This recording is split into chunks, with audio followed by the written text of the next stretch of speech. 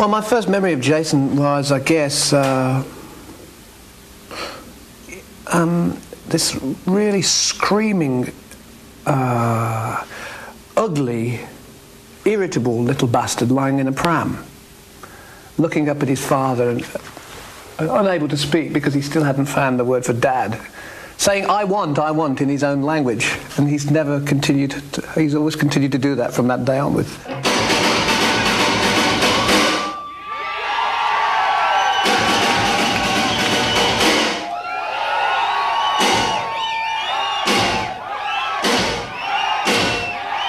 He's a good lad, and he was a good lad all the way through, but he was always very boisterous and, I guess, not demanding, but if you went round to see his dad, you'd have to see him too.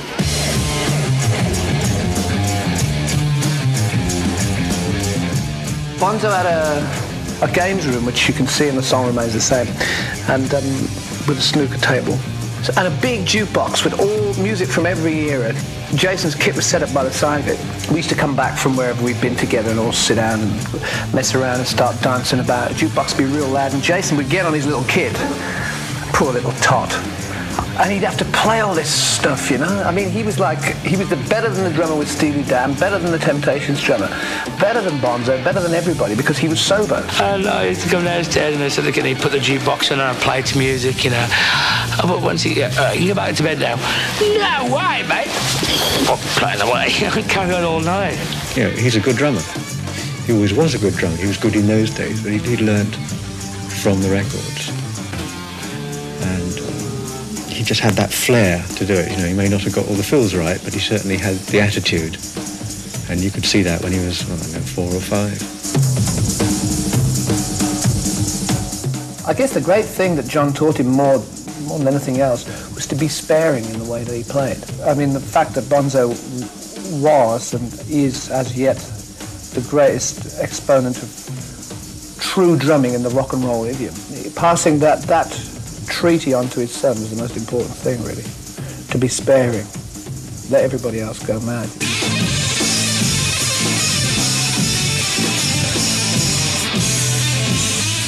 There was one amusing story, really, where when we were playing Nebworth, which was actually our last British gig. Right. And we were doing a sound check and doing Trampled Underfoot. And we were playing along, concentrating on the guitar, and I looked round and Jason was on the drums. You're kidding.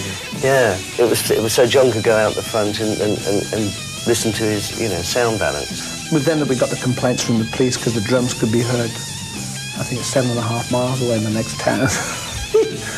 And it was Jason, but you couldn't tell. I mean, Painty didn't know that it wasn't. Well, he was playing guitar, was he? So he didn't know. Bonzo just let him play, and Painty turned around and saw, oh. He's certainly got the sort of power within his drumming, which is, I mean, it's just right for me, you know. Well, there's certain aspects of his demeanour which are similar. I mean, he's from the same blood, you know. He plays great. He's improving all the time, which is what I knew he would do.